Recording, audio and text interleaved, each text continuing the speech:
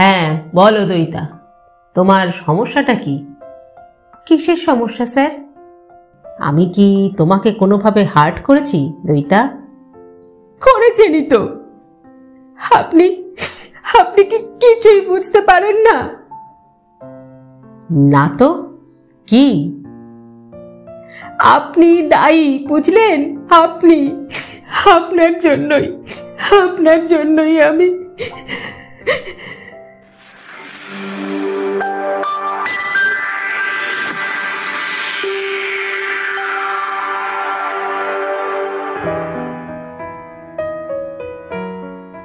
নমস্কার বন্ধুরা, সকলকে স্বাগত জানাই। আমি রাকা, আর আপনারা শুনছেন ইউটিউব চ্যানেল কথা ও কাহিনী বাই রাকা। বন্ধুরা, আজ আমি আবারও চলে এসেছি আমার গল্পের সম্ভার নিয়ে।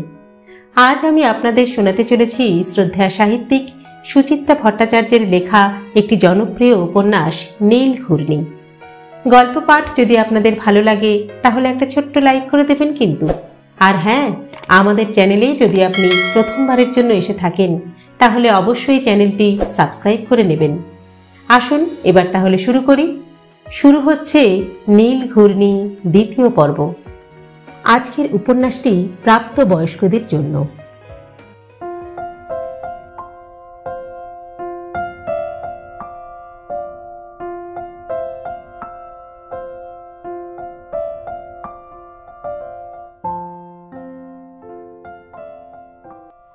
চেয়ারে বসার পর ছেলেটাকে ভালো করে লক্ষ্য করল দইতা।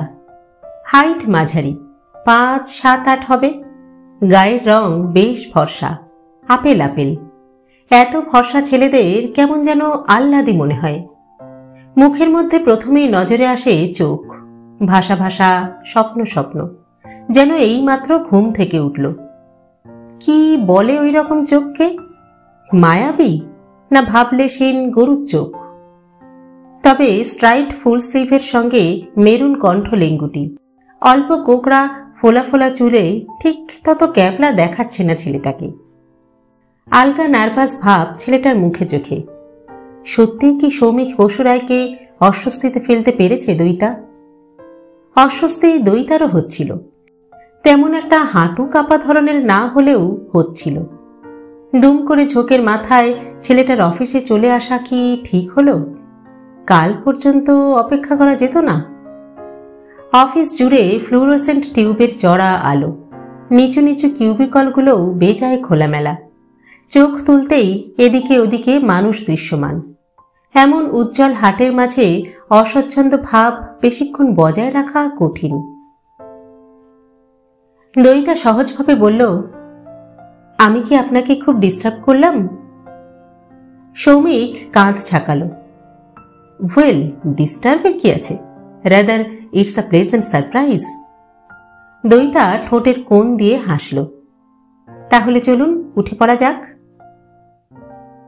2 মিনিট, একটা হাফ টান কাজ পড়ে আছে। আমি কি ততক্ষণ বাইরে ওয়েট করব? না না, তা কেন, আপনি বসুন না। কফি বলবো? নো থ্যাঙ্কস, আমি কফি খাই না। কোল্ড ড্রিঙ্কস চলবে?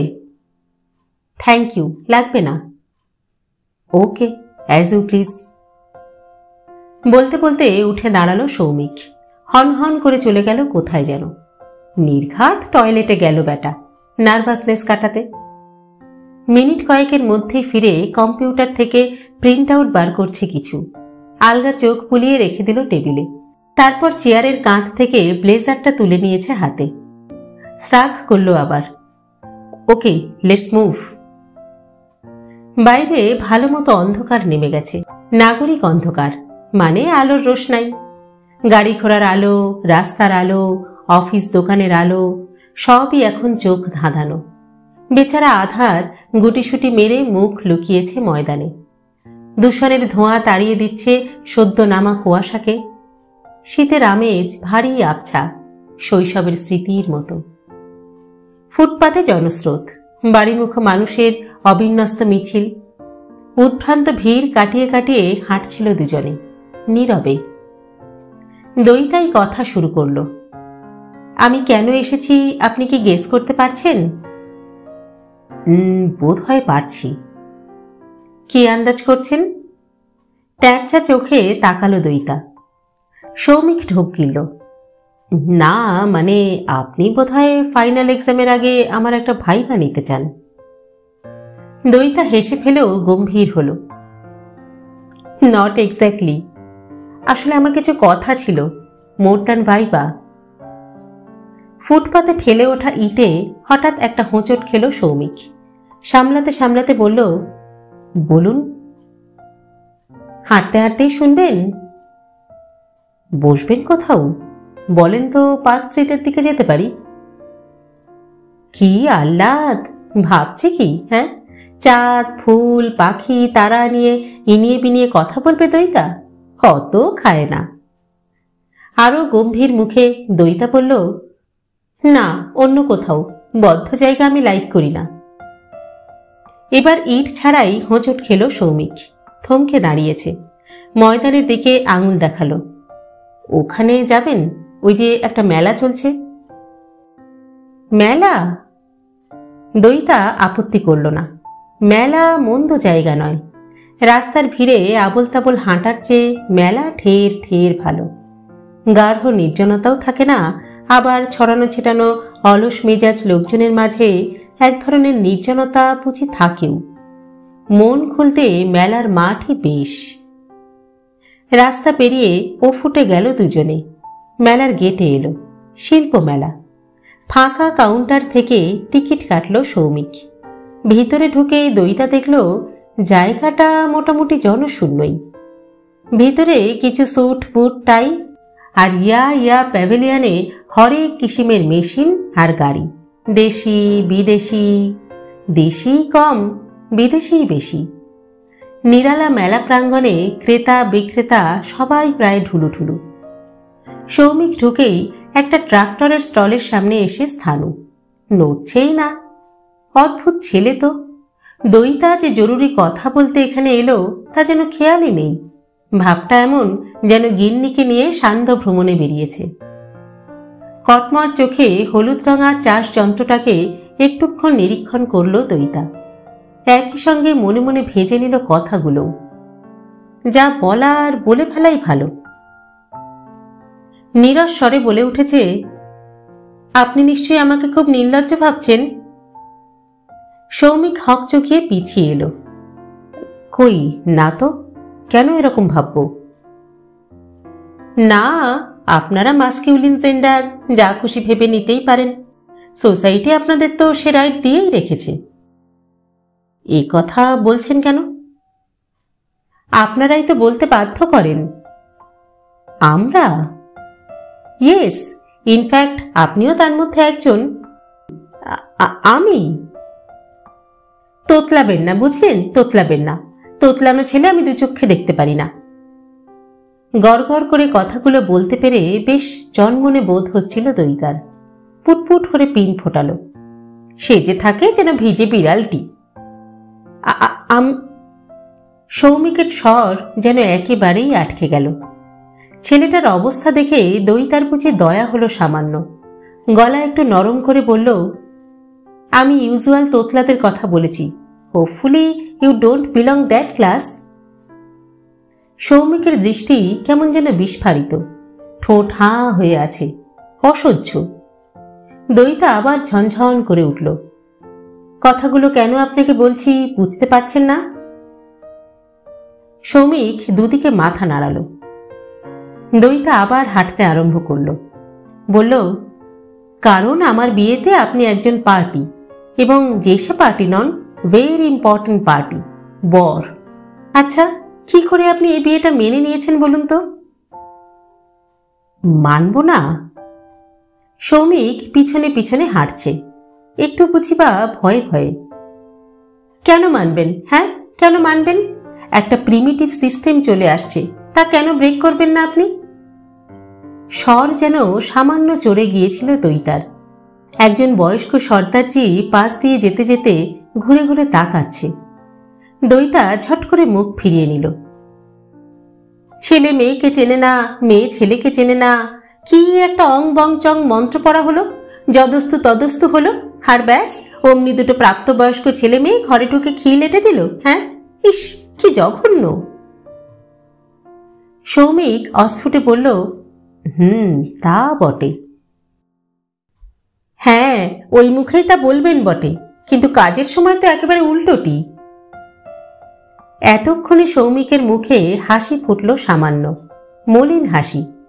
মৃদু কিন্তু স্পষ্ট গলায় বলল, বিয়েটা যে আমার মতে হচ্ছে তা আপনি ভাবলেন কি করে? এমনও তো হতে পারে যে আমার মতামত না জেনেই বিয়ে ঠিক হয়েছে।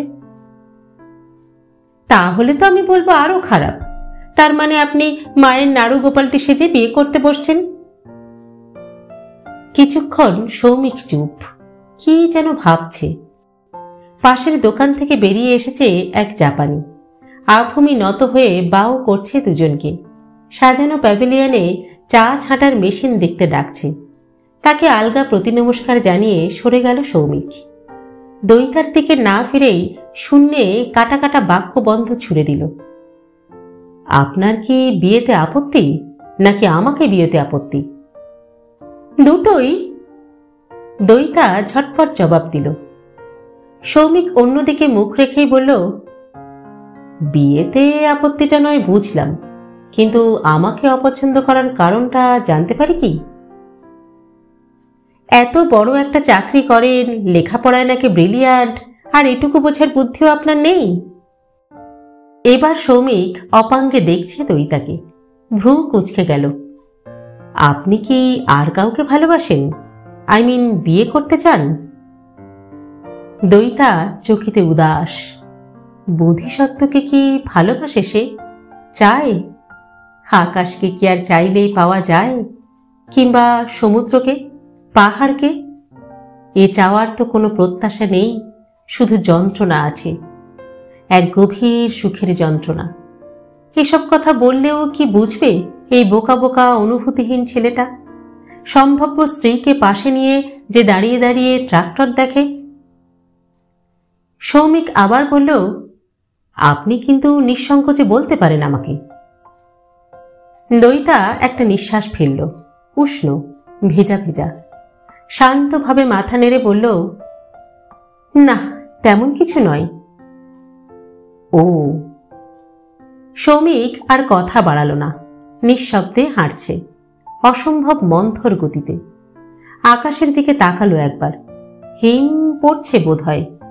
ধুলো ঢাকতে এখানে ওখানে জল ছিটিয়েছে মেলা কর্তৃপক্ষ।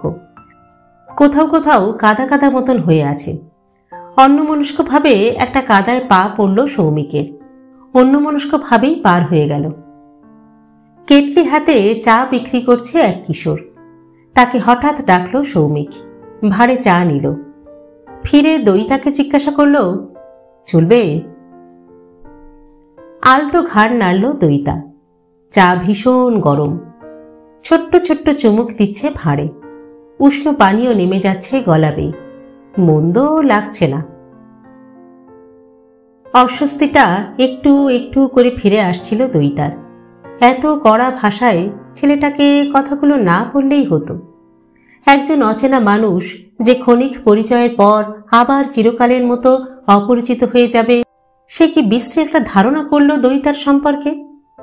কিছুই যায় আসে না, আবার কিছু যেন যায় আসেও। এই পৃথিবীর যে কোনো প্রান্তেই হোক, একটা মানুষ তার প্রতি তীব্র বিরাগ নিয়ে ঘুরে বেড়াচ্ছে, এই ভাবনাতেও একটা বিচবিচে অস্বস্তি আছে। প্রত্যাখ্যান কি একটু শালীন করা যায় না? দইতা গলা নামিয়ে বলল, সরি সৌমিক, আমি আপনাকে ঠিক হার্ট করতে চাইনি। সৌমিক বলল না কিছু। ভাতটা ঘাসে ফেলে চেপে চেপে গুঁড়ো করছে। দইতা বলল, শুনুন, আপনাকে পছন্দ অপছন্দের কোনো প্রশ্নই ওঠে না। You are nobody. বলেই একবার দেখে নিল সৌমিককে। It's a matter of principle. কোত্থেকে কে এক গুরু ঠাকুর না গুরুদেব, সে আমাদের মতো দুজনের ফেট ডিসাইড করবে? এটা মেনে নেওয়ার কোনো মানে হয় না, বাবা মা চাইলেও নয়। কিন্তু আমার প্রোটেস্ট জানানোর একটু প্রবলেম আছে। বুঝতেই তো পারছেন, কি যুক্তি দেখাবো বলুন? আপনি ওয়েল কোয়ালিফাইড, মোটা মাইনে পান, আপনার চেহারাও খারাপ নয়, অ্যাপারেন্টলি তেমন কোনো ভাইসও নেই। মা বাবা এর চেয়ে বেশি মেয়ের বিয়ের জন্য আর কি চায় বলুন? তার উপর আপনি আবার খোদ গুরুদেবের চয়েস, সুতরাং আমার কোনো আপত্তিই তো স্ট্যান্ড করবে না। কিন্তু আপনার কথা অবশ্য আলাদা। কেন? সৌমিক ভ্রু কুঁচকে তাকালো। আলাদা কিসে? ওই যে বললাম ম্যাসকিউলিন জেন্ডার, ওটাই তো আপনার প্রিভিলেজ। আপনি অনায়াসে আমাকে রিজেক্ট করতে পারেন। আমি আমি কেন রিজেক্ট করব? কেন নয়? দইতা চোখ ঘোরালো। আপনার ফেভারে তো অনেক পয়েন্ট। পাত্রের রূপেও কিছু অপসরী নয়, বিদ্যাতেও সরস্বতী নয়, অ্যাভারেজ।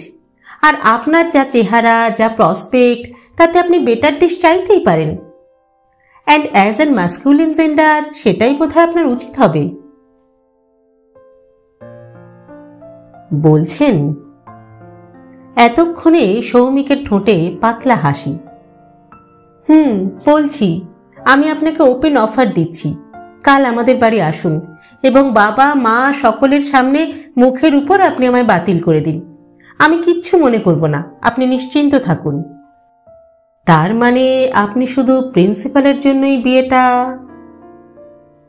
প্রিন্সিপালটা কি ইরেশনাল বলে মনে হলো? সৌমিকের মুখ থেকে খপ করে কথা কেড়ে নিল দইতা। না, তা নয়। তবে আইডিয়াটা কি খারাপ? সাপও মরবে, আবার লাঠিও ভাঙবে না। সাপ মানে ওই প্রিমিটিভ নিয়ম? অফকোর্স। দইতা সরাসরি সৌমিকের চোখের দিকে তাকালো। কি পারবেন তো? সৌমিক মাথা নামিয়ে নিল। ঠোঁটের ফাঁকে ফাঁকে হাসিটা ঝুলেই আছে।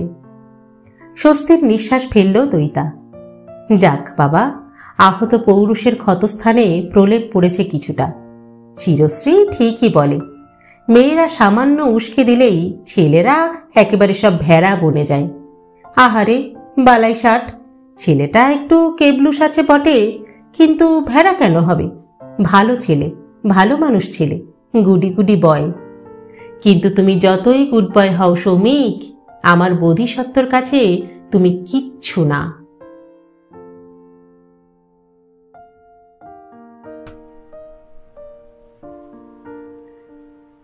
রাত্রে খাবার টেবিলে বসে কথা হচ্ছিল ওই বিয়ে নিয়েই। প্রবীর জিজ্ঞাসা করল, মাঘের গোড়ার দিকে ডেট ফেললে তোর কোনো অসুবিধা হবে না তো রে মুনিয়া? মণিদীপা স্যালাডে লেবু চিপছিল, বলল, অসুবিধে কিসের? ওর ফাইনাল তো মার্চের লাস্টে। ইচ্ছে হলে একটা মিনি হানিমুনও না হয় সেরে নিতে পারবে।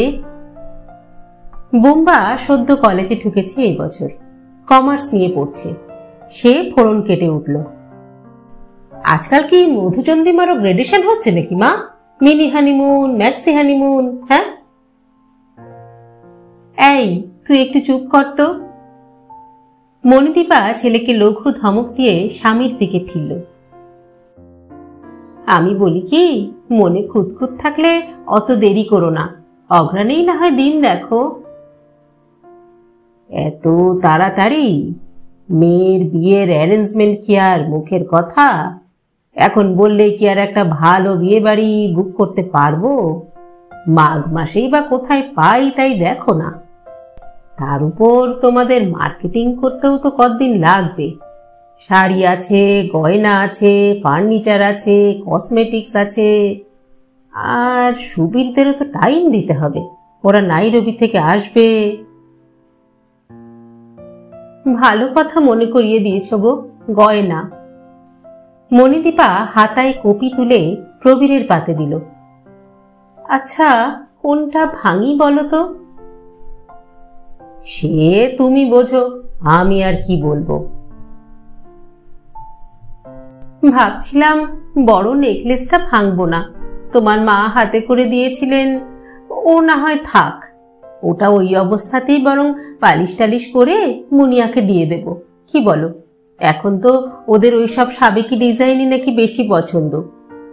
ওতে কিন্তু পুরো 6 ভরি আছে, আমি ওজন করে দেখেছি।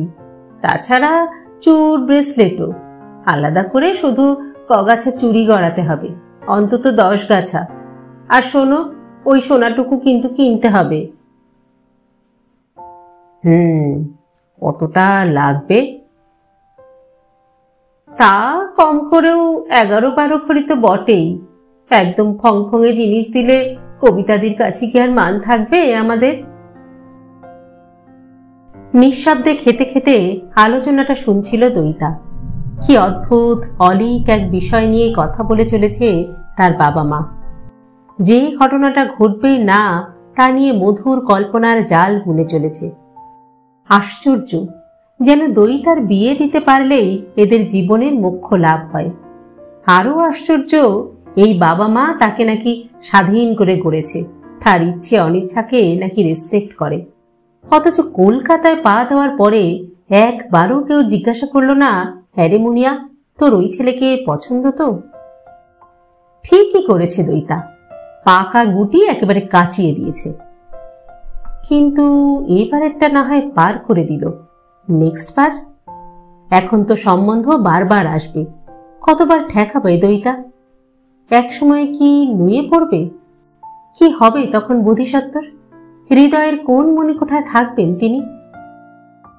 প্রসঙ্গ সরেছে সামান্য, গয়না থেকে ফার্নিচার ক্রমশ কালকের আয়োজনের দিকে গড়াচ্ছে। মণিদীপা দইতাকে জিজ্ঞাসা করল, হ্যাঁ রে মুনিয়া, কাল কি কি করা যায় বলতো? দইতা ঠোঁট উল্টল, আমি কি বলবো? কিছু একটা সাজেস্ট তো কর। প্রবীর মেয়ের দিকে তাকালো, তোরা তো আজকালকার ছেলেদের টেস্ট ভালো বুঝবি। বারে, দিদি ছেলেদের টেস্ট কি করে বুঝবে? তার চেয়ে বরং আমায় জিজ্ঞাসা করো। বুম্বা আর চুপ করে থাকতে পারল না, বলল, উই লাইক শর্টকাট, বুঝলে? শর্টকাট, নো ঝোল ঝাল, শুকনো শুকনো।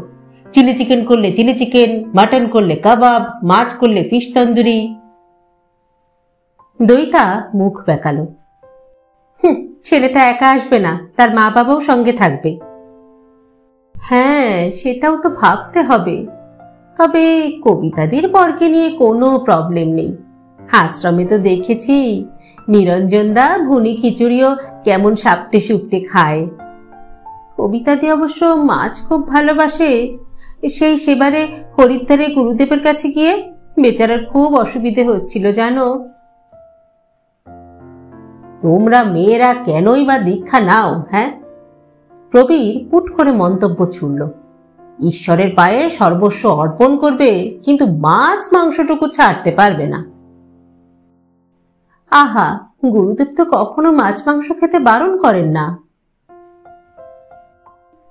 সে তো উনি নিজে ছাড়তে পারেননি তাই। বুম্বা হাওয়ায় ভাসিয়ে দিল কথাটা। অগ্নুৎপাতের আশঙ্কা। প্রবীর তাড়াতাড়ি বলে উঠল, যাকে যাক, তোমার কবিতা দিকে কাল কি মাছ খাওয়াবে তাই বলো। কই, চিংড়ি, ভেটকি নাকি রুই? চিংড়ি এলো। আর মুনিয়া, তুই কি রাঁধবি?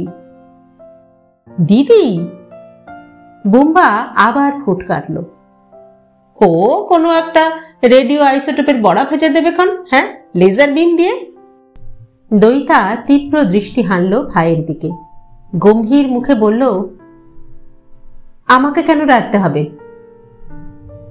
আরে বাবা, ওটা নিয়ম, একটা কিছু তো করতেই হয়। কবিতা দিকে আমি মিথ্যে বলতে পারবো না। আমার দ্বারা হবে না মা, এমএসসি পড়ছে কি রাঁধুনি হওয়ার জন্য নাকি? ও মা, ও আবার কি কথা মুনিয়া? মেয়েরা যত বিদুষী হোক, তাদের রান্না বান্না একটু তো জানতেই হয়, নইলে শ্বশুর বাড়ি গিয়ে নিন্দে হবে না। বাহ বাহ, কি যুক্তি! শুধু এই অপমানজনক শব্দ কটার জন্যই বিয়েটা ভেঙে দেওয়া উচিত। মা কি ওই সৌমিকটাকেও জিজ্ঞাসা করতে পারবে, হ্যাঁ গো বাছা, তুমি বাড়ির কি কি কাজ জানো? বেসিন সাফ করতে পারো? ঝুল ছাড়তে পারো? পর্দায় রিং পরাতে পারো? আশ্চর্য, বাবা কোনো প্রতিবাদ করছে না। অথচ এই বাবাই না তার কেরিয়ার নিয়ে কত ভাবে।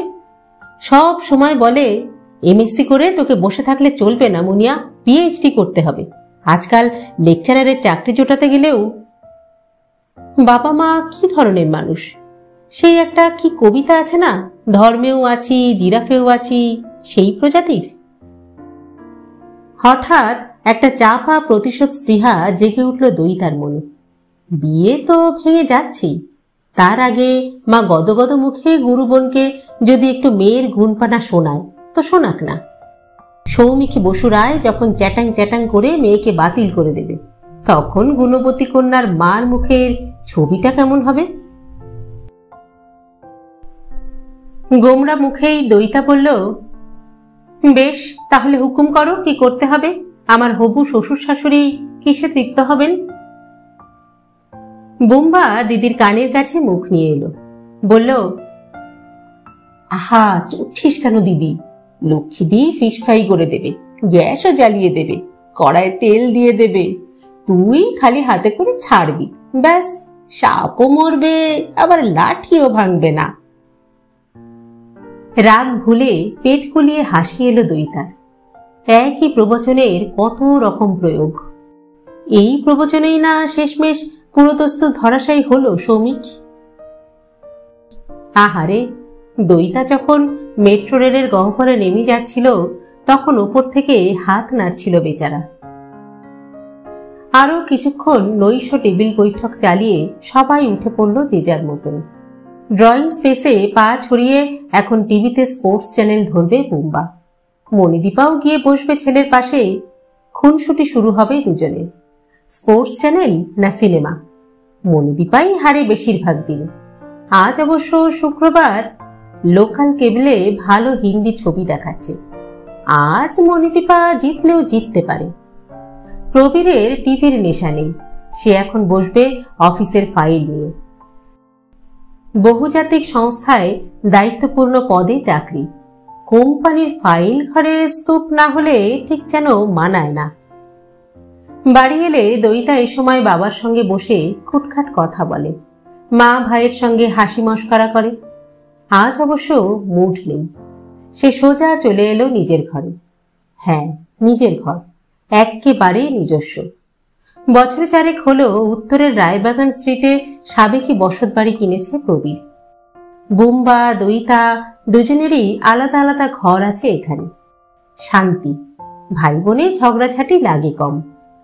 দইতার ঘরটা খুব একটা বড় না হলেও বেশ ছিমছাম, সাজানো। Single bed, wardrobe, mini bookcase, শৌখিন জিনিসপত্র রাখার ঝুলন্ত খোপ খোপ র্যাক, জানলা দরজায় বেড কভারের সঙ্গে মানানসই বাহারি পর্দা, অফ হোয়াইট দেয়ালে যামিনী রায়ের পেন্টিংয়ে বাঁধানো প্রিন্ট। মেয়ে না থাকলেও রোজ এ ঘর নিজের হাতে গুছিয়ে রাখেন মণিদীপা। আলো নিভিয়ে শুয়ে পড়েছে দইতা। চোখ বুঝতেই সন্ধ্যাটা যেন ঝেঁপে এলো। পাশ ফিরে দইতা জড়িয়ে ধরল বালিশটাকে। কার জন্য এসব করলো আজ? বোধিসত্ত্ব? কি করছেন বোধিসত্ত্ব এখন? আজ কি এসেছিলেন লাইব্রেরিতে? ফেরার পথে দইতার কথা কি একটুও মনে পড়েছিল তার? কি যেন বলছিলেন সেদিন বোধিসত্ত্ব? কোনো একটা পয়েন্ট থেকে সুইচ অন করে দেওয়া হয়েছে, তারপর থেকে এই ইউনিভার্সটা চলছে চলছে চলছে। সুইচ অন করা ঈশ্বর এক হাত পা বাঁধা পুতুল। যা ঘটছে তার বাইরে নাকি তার আর কিচ্ছু করার ছিল না। অন্ধকারে দইতা আপন মনে হাসল। আজ সন্ধ্যায় অন্য কিছু কি করতে পারত দইতা? সেও তো এক হাত পা বাঁধা পুতুল। ঘুমিয়ে পড়ল দইতা। জাগলো বুম্বার ডাকে, দিদি, হ্যাঁ দিদি। কি? আরে এই দিদি, ওঠ না, নিউজ আছে, নিউজ। উফ, কি নিউজ? আরে শোন না, তোর উঠবি বরটা সে আজ আসছে না। সে কি? দইতা চোখ রগড়ালো। কে বলল তোকে? হ্যাঁ রে, কবিতা মাসি ফোন করেছিল। তোর বর নাকি তোকে একবারে ছাতনাতলায় দেখবে, তার আগে নয়। ওরা অবশ্য আসছে আজ তোকে আশীর্বাদ করতে। দইতা নিঃসাড়। নিজের কানকে যেন বিশ্বাস করতে পারছিল না দইতা।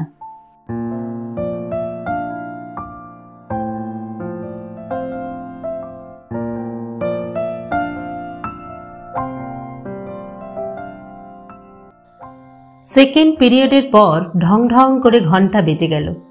এইমাত্র খবর এসেছে কলেজের প্রাক্তন অধ্যক্ষ হরেন শাসমল মারা গেছেন। তাঁর আত্মার প্রতি সম্মান জানাতে তড়িঘড়ি কলেজ ছুটি দিয়েছেন প্রিন্সিপাল। এমন উড়ো শোকের ঘটনায় ছেলেমেয়েরা ভারী আহ্লাদিত। এক্ষুনি কোথায় কোন সিনেমা হলে ঢোকা যায় তাই নিয়ে উচ্চৈস্বরে আলোচনা চলছে। একদল নাচতে নাচতে কফি হাউসের দিকে চলে গেল। কেউ কেউ ছুটছে কমন রুমে টেবিল টেনিস পিটোতে। কয়েকজন তো এখনো উদ্দেশ্যহীন। তারা অলস মেজাজে গজল্লা করছে কলেজের বারান্দায়। বাবু আর দিনটাই যেন বিস্বাদ হয়ে গেল। এখন এই পড়ে পাওয়া সময়টাকে নিয়ে সে কি করে? বাড়ি ফিরবে? ফেরা যায়, না হয় ফিরে শুয়েই রইল সন্ধে পর্যন্ত। কিন্তু তার অসুবিধে বিস্তর। দাদু কাকিমাকে হাজার কৈফিয়ত দিতে হবে। বাবু আর যা একদম পছন্দ নয়। আরও সমস্যা আছে। সকাল থেকে বাবু আর আজ গাটা একটু ম্যাজম্যাজ করছে। এখন গিয়ে ঘুমিয়ে পড়লে আর দেখতে হবে না, জ্বর আসবেই। শীতের শুরুতেই বাবুয়া ভোগে বেশি। এই সময়ে আলস্য দেখিয়ে শরীরকে অকারণ উদ্বাস্ত না করাই ভালো। অবশ্য হাঁটতে হাঁটতে কলেজ স্কয়ার চলে যেতেই পারে বাবুয়া। কয়েকটা বুড়ো সেখানে ভারী মন দিয়ে তাস খেলে। তাদের পিছনে দাঁড়িয়ে থাকতে বেশ মন্দ লাগে না। কথায় কথায় খুব ঝগড়া করে বুড়োগুলো। স্পেড হার্স ক্লাব ছাড়া তাদের আর কিছুই জগতে নেই। কি অদ্ভুত! আরও একটা কাজ অবশ্য করতে পারে বাবুয়া। ধীরে সুস্থে রওনা দিতে পারে বাড়ির দিকে, হেঁটে হেঁটেই। আগেও একদিন গিয়েছে, বেশ লাগছিল।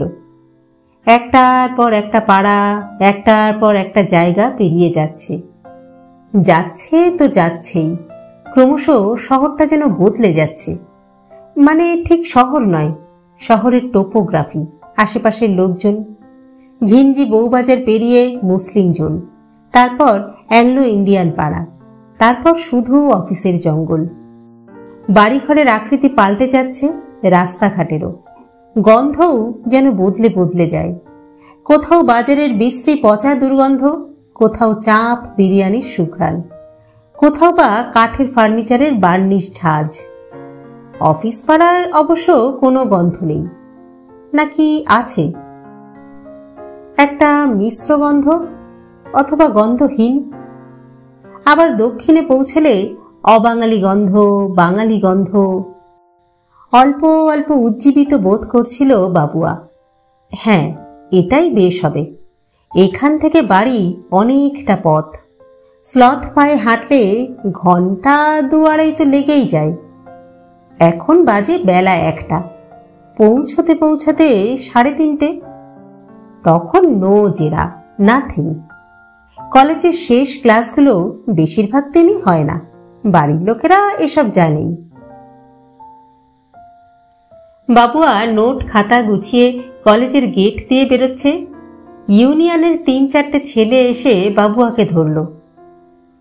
এই, কালকে আসছিস তো? বাবুয়া দাঁড়িয়ে গেল। হ্যাঁ, আসছি। কেন? আরে, পোস্টার দেখিসনি? কাল মিছিল আছে তো।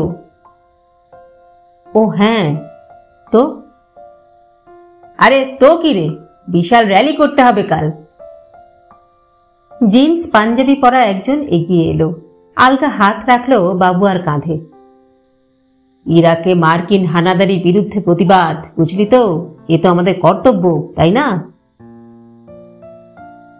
আমি মিছিলে যাব না, বাবুয়া শান্ত স্বরে বলল। যাবি না? কেন জানতে পারি? ইচ্ছে। ও, তাহলে কি ধরে নেব তুই মার্কিন সাম্রাজ্যবাদকে সমর্থন করিস? তা তো আমি বলিনি। মিছিলে না যাওয়া মানেই কি সাম্রাজ্যবাদকে সমর্থন করা? আমরা তো তাই বুঝি। তোমরা ভুল বোঝো। বাবুয়া আলতো করে কাঁধ থেকে ছেলেটার হাত নামিয়ে দিল। এগোচ্ছিল, হঠাৎ ছেলেটার কথা কানে এলো। দেখবো দেখবো এসব বকুনি কোথায় থাকে, কাল দেখবো। কেমন না যাস তা দেখবো। আরেকটা গলাও ভেসে এলো, আরে কেন ইন্ডিভিজুয়াল অ্যাপ্রোচ করছিস বলতো? কালকে গেট আটকে দেব, তারপর সব কটাকে লাইন দিয়ে বার করব। বাবুয়া ঘুরে দাঁড়ালো। কাজটা কি মার্কিন হানাদারির চেয়ে আলাদা কিছু? নিজেদের ইচ্ছে জোর করে অন্যদের উপর চাপিয়ে দেওয়ার চেষ্টাকে কি বলে? বলে একটু থামল, হাসলো, তারপর আবার বলল, তোমরা যদি আমেরিকার জায়গায় থাকতে তাহলে ইরাক কেন, গোটা পৃথিবীটার অস্তিত্বই থাকতো না। কথাটার অর্থ হৃদয়ঙ্গম করতে 2-1 সেকেন্ড লাগলো ছেলেগুলোর, তারপরেই রে রে করে তেড়ে এসেছে। এই কি বললি, কি বললি তুই আমাদের? হ্যাঁ, আমরা সাম্রাজ্যবাদী? বলেছি অনর্থক জোর ফলানোটা উচিত কাজ নয়, মহৎ আদর্শের ধ্বজা উড়িয়ে করলেও নয়।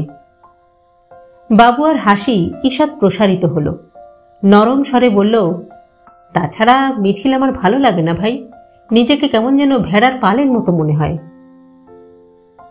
ছেলেগুলো মুখ চাওয়াচাই করছে, একটু বুঝি কিং কর্তব্য বিমূঢ়। বাবুয়া আর দাঁড়ালো না, হাঁটা শুরু করেছে। কপা যেতেই সামনে তমাল, পাস কোর্সের ছেলে। গত বছরই বাবুয়ার সঙ্গে আলাপ হয়েছে হিস্ট্রির ক্লাসে। শ্যামলা রং, রোগাসোগা চেহারা, মুখে সামান্য চোয়ারে ভাব আছে। প্রফেসর টিএসসি নিখাত বাংলাতেই ইতিহাস পড়ান। শুনতে শুনতে ইংরাজিতে রানিং নোটস নেয় বাবুয়া। দেখে তমাল ভারী অভিভূত হয়েছিল। পথে ঘাটে, ক্লাসে, করিডোরে, যেখানেই মুখোমুখি হোক 2-5-10 মিনিট বাবুয়ার সঙ্গে থাকবেই তমাল। এমন গুণমুগ্ধ, একটু স্তাবক ধরনের বন্ধুই বাবুয়া পছন্দ করে বেশি। এরা ঠিক বন্ধু হয় না, ভক্তর মতোই থাকে, হয়তো সেই জন্যই। স্কুলে পড়ার সময়ে টাউনের ছোটকু, বিশে, পার্থরাও ছিল ঠিক এই শ্রেণীর। প্রায় লোফার হওয়ার দরুনই বাবুয়ার প্রতি ওরা ছিল গভীর শ্রদ্ধাশীল। কলকাতায় এসে ওদের অভাবটা খুব অনুভব করে বাবুয়া, তবে সেই অভাব তমাল যেন কিছুটা মেটায়। তমাল পান দোকানের ঝুলন্ত দড়ির আগুন থেকে একটা সিগারেট ধরাচ্ছিল, প্রায় লাফিয়ে বাবুয়ার পাশে চলে এলো। আরে কি ডায়লগ দিলে গুরু, হ্যাঁ? বাবুয়া অবহেলার স্বরে বলল, ডায়লগ? ডায়লগ কিসের? যা সত্যি তা তো বলতেই হবে। তুমি পারো সত্যি, আমার তো ওদের দেখলেই একেবারে হাঁটু কাঁপে। ওদের ভয় পাওয়ার কি আছে? হ্যাঁ, যারা দল বেঁধে জুলুম করে তারা কখনো সাহসী হয় না। না রে, তুই জানিস না, ফার্স্ট ইয়ারের একটা ছেলেকে ওরা যা খেলিয়েছে না, কি সাবস্ক্রিপশন না ডোনেশন কি যেন একটা দিতে চায়নি, তাই। আসলে কি জানিস, বলার একটা টেকনিক আছে, force should be tackled with rationality. উদ্ধত হবে না, কিন্তু মনের ইচ্ছাটা বোল্ডলি জানিয়ে দেবে, with your own logic. Tamal ঘটঘট করে ঘাড় নাড়ল। ঠিক বলেছিস, ঠিক বলেছিস, কিন্তু আমি তো পারি না গুরু। কিন্তু ইউ ক্যান। তমালের বিচিত্র ইংরাজিতে হেসে ফেলল বাবুয়া। হাঁটতে হাঁটতে তমাল স্টিম ইঞ্জিনের মতো ধোঁয়া ছাড়ছে। বাবুয়ার নাকে মুখে ঢুকে যাচ্ছে ধোঁয়া। ওই গন্ধে তার তীব্র বিতরাগ, সেই শৈশব থেকেই। তার বাবা সিগারেট ছাড়া থাকতে পারে না বলেই কি বোধ হয়। ডান হাত নাকের সামনে ঝাপটিয়ে লঘু ধমক দিল বাবুয়া। এই, তোকে বলেছি না আমার সঙ্গে থাকার সময় তুই সিগারেট খাবি না? হে সরি গুরু, সরি। দাঁড়াও, আর দুটো টান দিয়েই। তমাল লজ্জিত মুখে হাসল, তারপর বলল, তারপর চললি কোথায় এখন? হ্যাঁ, বাড়ি? আর কোথায় যাব? ছুটিটা হয়ে মাইরি হেব্বি লাভ হলো, কি বলিস? সন্ধেবেলায় আমার মামতো দাদার বিয়ে, বুঝলি তো, বরযাত্রীর নেমন্তন্ন, সেই শালকিয়ায়। ভেবেছিলাম আজ বোধহয় আর যাওয়াই হবে না। যাক, এখন প্রবলেম সলভড হয়ে গেছে। প্রবলেম? কি প্রবলেম? আরে টিউশনি। বরযাত্রী গেলে টিউশনিটা তো শালা কামাই হয়ে যেত। টিউশনি? তুই টিউশনি করিস? বাবুয়া ভীষণ অবাক। সে সচক্ষে দেখেছে ইংরাজি তো দূরস্থান, বাংলাতেও একটি শুদ্ধ বাক্যও লিখতে পারে না তমাল, আর সে কিনা ছাত্রছাত্রী পড়ায়। তমাল দাঁত চিরকুটিয়ে হাসল। আরে সে তো অনেক দিন থেকে পড়াচ্ছি, তোকে বলিনি বুঝি না? কাকে, মানে কোন ক্লাস? ক্লাস 3 রে। ও, কি পড়াস? অল সাবজেক্ট, বাংলা, ইংরাজি, ইতিহাস, ভূগোল, অঙ্ক। ও, দেয় কত? 70। 70 মাত্র? কদিন যেতে হয়? রোজই, সানডে বাদ। কাল পরশু 2 দিন যাওয়া হয়নি, আজ নাগা করলে টাকা একেবারে কেটে নেবে। তমাল নাকি 11 পড়ার সময় থেকেই টিউশনি করছে, লিমিট ওই ক্লাস 4। এক সময় হাতে নাকি অনেকগুলো টিউশনি ছিল তমালের, 6টা-7টা বাচ্চাকে পড়াতো। ইদানিং বাজার মন্দা যাচ্ছে, ওই ছাত্রীটিই কেবল আছে, আর আছে এক ছাত্র ক্লাস 1-এর। দুটো মিলিয়ে 120। তমালের হাত খরচের অনেকটাই উঠে যায়। তমালের বাবা দমদমের দিকে একটা ওষুধ কারখানায় কাজ করতেন, বছরখানেক হলো স্বেচ্ছা অবসর প্রকল্পে বসে গেছেন। তমালের টাকা থেকে 2-4 পয়সা সংসারেও ঢোকে, নিয়মিত না হলেও মাঝে মাঝে। শুনতে শুনতে বাবুয়া বিমোহিত হচ্ছিল। অধম বন্ধুর উপর এক ধরনের সম্ভ্রম জাগছিল তার। সামান্যতম বিদ্যার পুঁজির ব্যবহার করেও পরিবারের জোয়ালে কাঁধ লাগাচ্ছে তো। এতটুকুনি হলেও নিজের মাটি তো আছে। তুলনায় বাবুয়া কি, একটা প্যারাসাইট ছাড়া কিচ্ছু না। প্যারাসাইটও নয়, টোটাল এন্টিটি, প্রায় অস্তিত্বহীন এক অস্তিত্ব। যতই বাবুয়া অপছন্দ করুক, সহপাঠীদের পিতৃ পরিচয় না জানতে দিক, জ্ঞান হওয়ার পর থেকে সে প্রতি মুহূর্তে টের পায় বরেণ্য বিজ্ঞানী প্রফেসর বোধিসত্ত্ব মজুমদারের ছেলে হয়ে থাকাটাই যেন তার ভবিতব্য।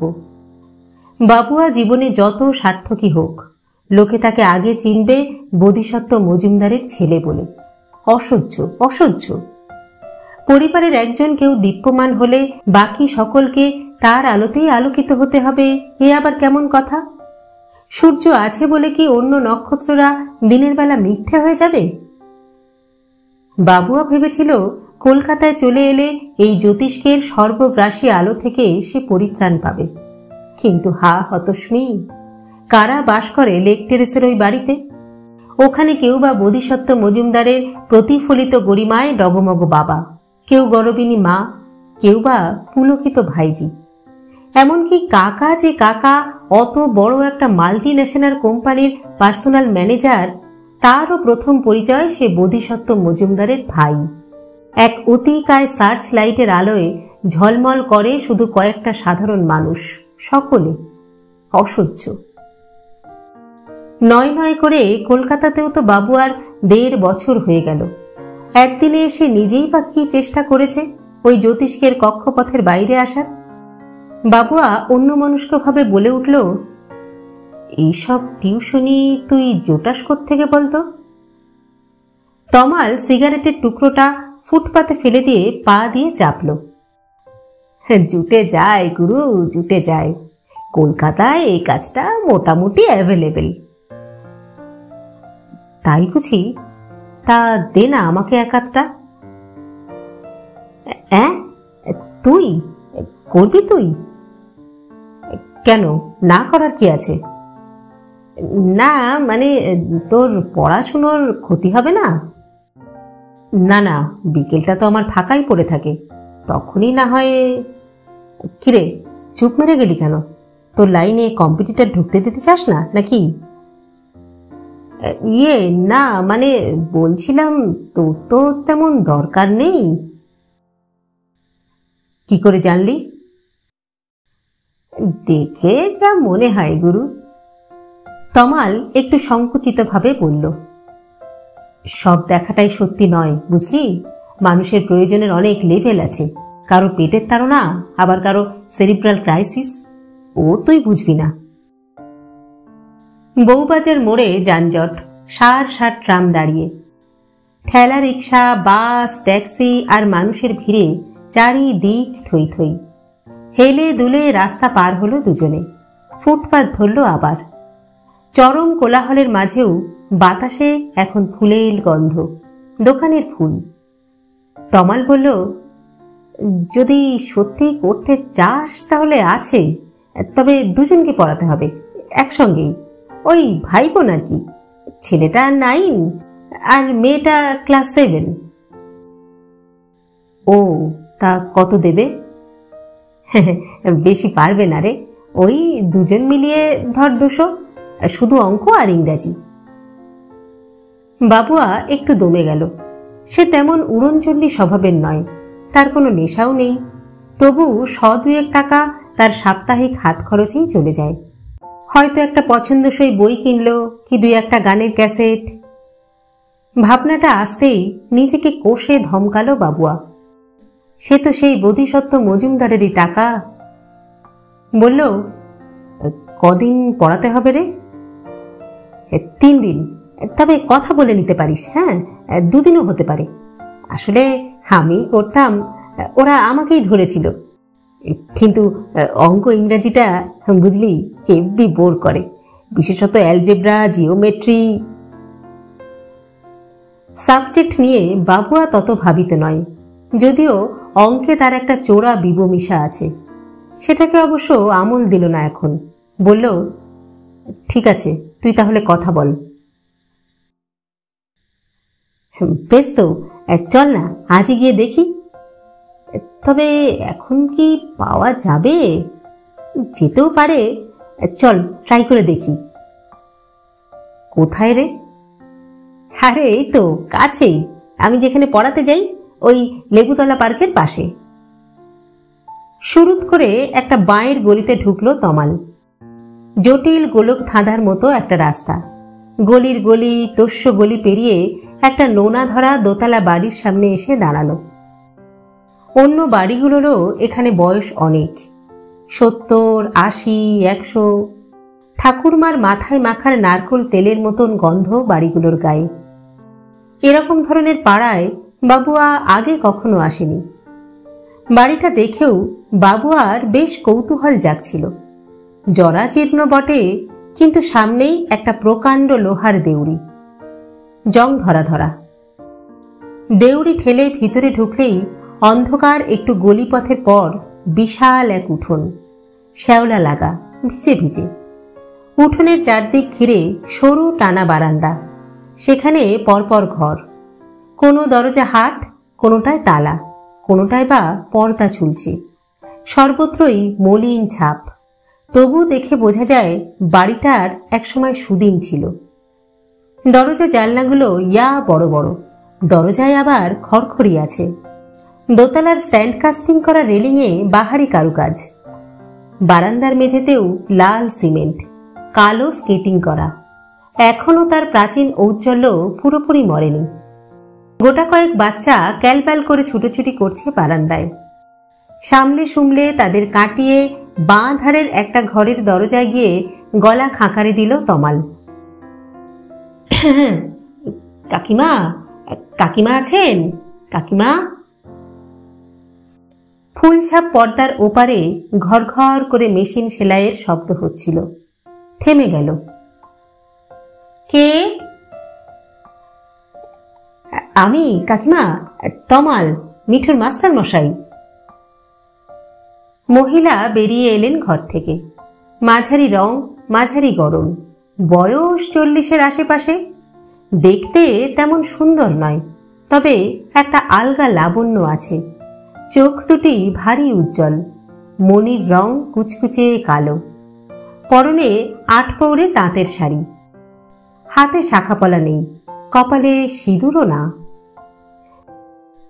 মহিলা কিছু বলার আগেই তমাল বলে উঠল, কাকিমা, আপনি ওই বল্টু আর রিন্টির টিউটর খুঁজছিলেন না?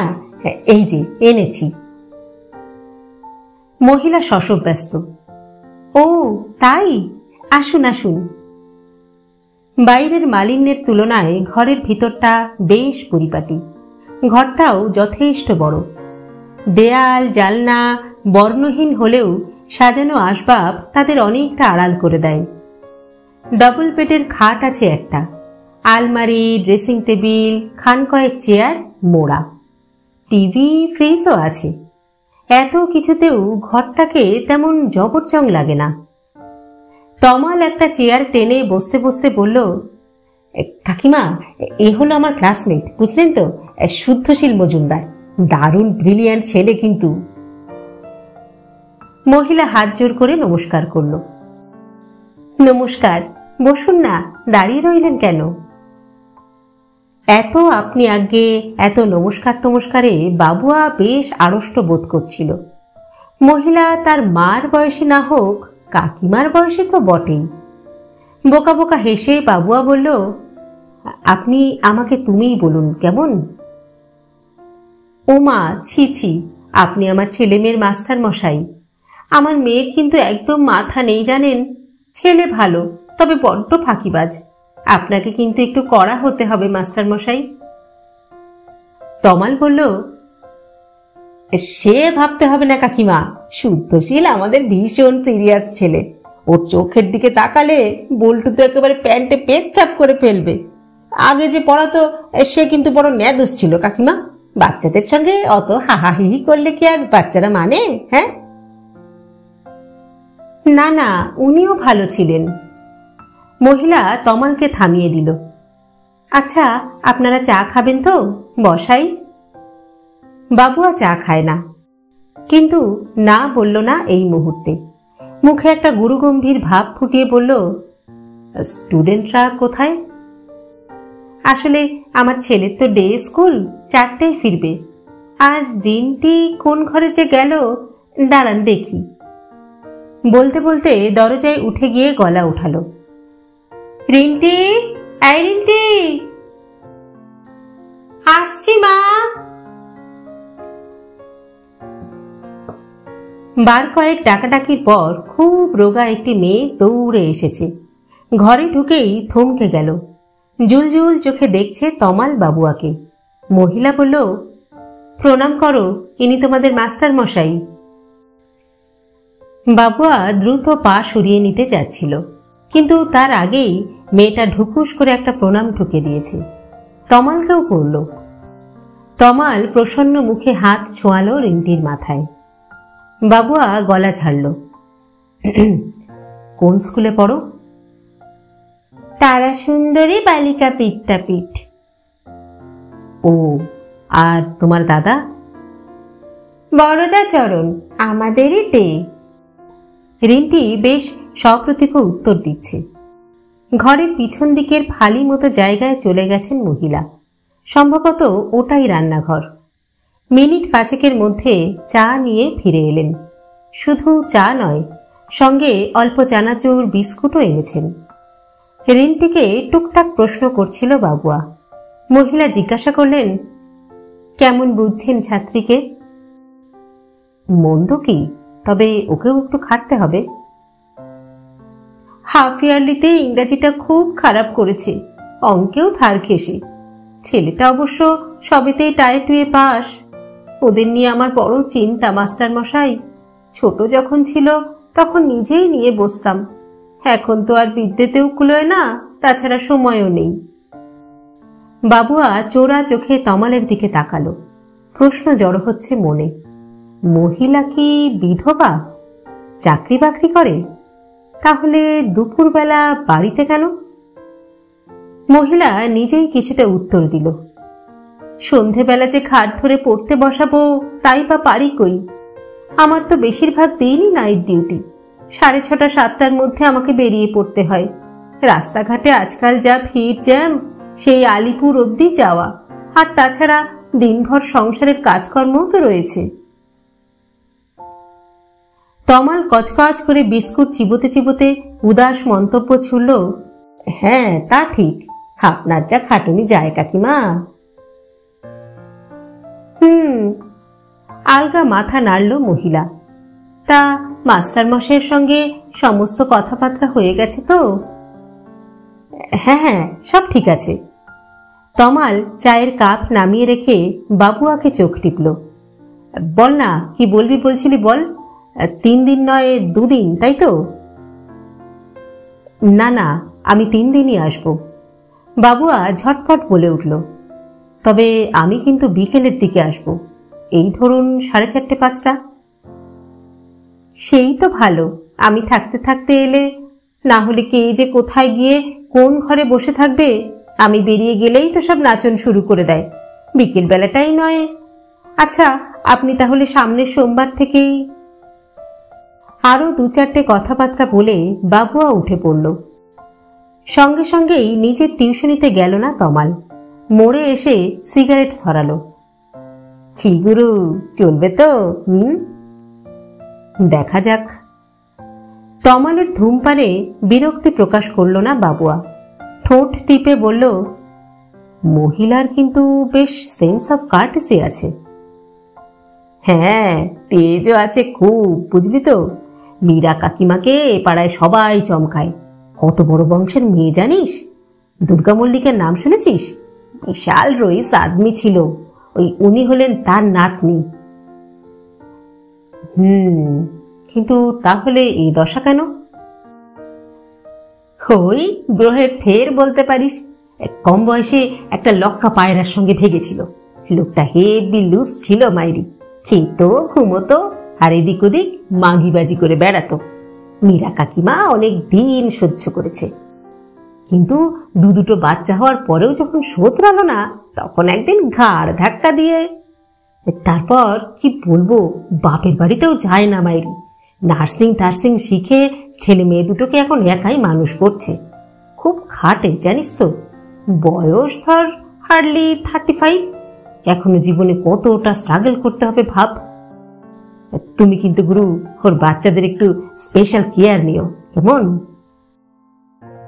হেঁটে ফেরার বাসনাটা ঝেড়ে ফেলল বাবুয়া। মৌলালির মোড়ে এসে একটা বাসে উঠল। 3টে বাজে। বাসে এখনো গাদাগাদি ভিড় হয়নি। জোড়া গির্জার কাছে এসে বসার জায়গাও পেয়ে গেল। সূর্য পশ্চিমে হেলে পড়েছে। অঘ্রাণের রোদ্দুর এখন আর তেমন চড়া নয়। থেকে থেকে বাতাস আসছে জানলা দিয়ে। শুকনো নরম হেমন্তের বাতাস, ভালো লাগছিল। সদ্য দেখে আসা পরিবেশটার কথা ভাবছিল বাবুয়া। তাদের ইউনিভার্সিটি ক্যাম্পাসের কোয়ার্টার্স কিংবা তাদের লেক টেরেসের বাড়ি, সবের থেকেই একেবারে অন্যরকম। একই বাড়িতে একসঙ্গে কতগুলো পরিবার, তাই আবার একটা মাত্র ঘরে মা ছেলে মেয়ে থাকে, খায় শোয়। কোথাও দিয়ে এতটুকু সূর্য ঢোকে না। এভাবেও বেঁচে থাকে মানুষ। নার্সিং করে আর কত রোজগার করে মহিলা? 2000, 3000, তাই দিয়েও তো দিব্যি মাথা উঁচু করে আছে। না, তমাল আজ বেশ চমকে দিয়েছে। বাড়ি পৌঁছে আবার চমক। মা একতলায় দাদু ঠাকুরমার ঘরে বসে কথা বলছে, পাশে কাকিমা আর মিলি। আজকে কি আসার কথা ছিল মার? রোববার তো ফোনে কিছু বলল না। সচরাচর এই ঘরে ঢোকে না বাবুয়া, ঢুকতে ইচ্ছাই করে না। কেন কে জানে। দাদু ঠাকুমার দেয়ালে বাবার বিশাল ফটো। রাষ্ট্রপতির হাত থেকে পুরস্কার নিচ্ছে বাবা। ঘরে পা রাখলেই ওই ছবিতে চোখ চলে যায়। সেই জন্যই কি আজ বাবুয়া পায়ে পায়ে দরজায় এলো। তুমি হঠাৎ? এলাম। রাখি পূর্ণ চোখে তাকালো। কিছু কেনাকাটা আছে। ও, থাকছো কদিন? দেখি, কাল তো আছি। মিলি হই হই করে উঠল। আসল কথাটাই তো বললে না জেম্মা। জানো দাদা ভাই, জেঠু একটা দারুণ ইনভিটেশন পেয়েছে বার্লিনে। ওখানে একটা ইন্টারন্যাশনাল কনফারেন্স হচ্ছে। কোন মাসে গো জেম্মা? মার্চের ফার্স্ট উইকে। হ্যাঁ ঠিক। জানো দাদা ভাই, জেম্মাও যাচ্ছে, উইথ ফ্যামিলি ওরা ডাকছে। ও বাহ, ভালো খবর। বাবুয়ার স্বর নিস্পৃহ। দীপালি জিজ্ঞাসা করল, গেলে কন্টিনেন্ট ট্যুর সেরে এসো দিদি, তোমার তো কোথাও তেমন যাওয়াই হয়নি। দেখি, উনি যা মানুষ, নড়তেই তো চান না। হয়তো বার্লিনেই গেঁথে যাবেন। ওর কিছু পুরনো বন্ধু বান্ধব আসবে ওখানে, তাদের সঙ্গে দেখা হবে বলে এখন থেকেই তো দেখছি বেশ এক্সাইটেড। প্রভাবতী প্রশ্ন করলেন, তোমাদের কদিনের জন্য যাওয়া বড় বৌমা? অরবিন্দ বললেন, কদিন আবার কি, বুদ্ধর যতদিন ইচ্ছে ততদিন। ও কি আর কনফারেন্স অ্যাটেন্ড করেই পালিয়ে আসতে পারবে নাকি? হ্যাঁ, ইউনিভার্সিটিগুলো তো ওকে ছাড়বেই না। সেবারে স্টেটসে গিয়ে দাদা 4 মাস পরে ফিরেছিলেন না দিদি? 4 মাস কোথায়, 6 মাস। বলেছিলেন 2 মাসে ফিরব। আমার তখন যা ভাবনা গেছে কি বলবো। একে ঠান্ডার জায়গায় গেলেন, তাই আবার শীতকাল। বাবু আর উপস্থিতি যেন মুছে গেছে। অনুপস্থিত এক মানুষই এখন রয়েছে ঘর জুড়ে। নিঃশব্দে বাবুয়া দোতলায় চলে এলো। প্যান্ট শার্ট বদলে আধশোয়া হলো বিছানায়, একটা বই নিয়ে। খিদে পাচ্ছে অল্প অল্প। কাকিমা এ সময় রোজই দোতলাতেই থাকে। বাবুয়া ফিরলেই ঘরে জলখাবার এসে যায়। আজ সে সম্ভাবনা কম। বাবুয়া অবশ্য চাইলেই পেয়ে যাবে, কিন্তু মুখ ফুটে কিছু বলা বাবুয়ার ধাতে নেই। যাকে যাক, ক্ষুধার্ত মানুষকে ভুলে ওরা এখন না হয় বিদ্বান ভগবানকে নিয়েই পড়ে থাকুক। বেশিক্ষণ কাটল না, রাখি এসেছে ঘরে। মৃদু সুরভি ছড়িয়ে বাবুয়ার মাথার পাশে বসল রাখি, হাত রেখেছে ছেলের বুকে। বাবুয়া সোজা হলো। কিছু বলবে? তোর কি হয়েছে রে বাবুয়া, একদমই যাচ্ছিস না কেন? যাবই তো শুধু বলে যাচ্ছিস। এত করে ডাকলাম, জন্মদিনেও এলি না। আমার জন্মদিন তো তেমন কোনো ইভেন্ট নয় মা। বললেই হলো। তোর বাবা সেদিন তোকে খুব মিস করেছে, বারবার তোর কথা বলছিল, তা জানিস? ফোনে বলেছ তো, শুনেছি। কত স্পেশাল রান্না হয়েছিল সেদিন। তোর বাবা খাচ্ছে আর ছটফট করছে। একটা স্পেশাল ডে, ছেলেকে কাছে পেলে বাবা কত খুশি হয়। মা কি বাবার দূত হয়ে এসেছে, অথবা শান্তি সংস্থাপনের স্বঘোষিত মাসিহা? বাবার সঙ্গে তো বাবু আর কোনোদিনই কোনো সংঘর্ষ হয়নি। তবে বাবুয়া বইয়ের পাতায় চোখ রাখার ভান করল। মনে মনে বলল, বাবার কথা ছাড়ো মা, তোমার কথা বলো, তোমার কথা বলো।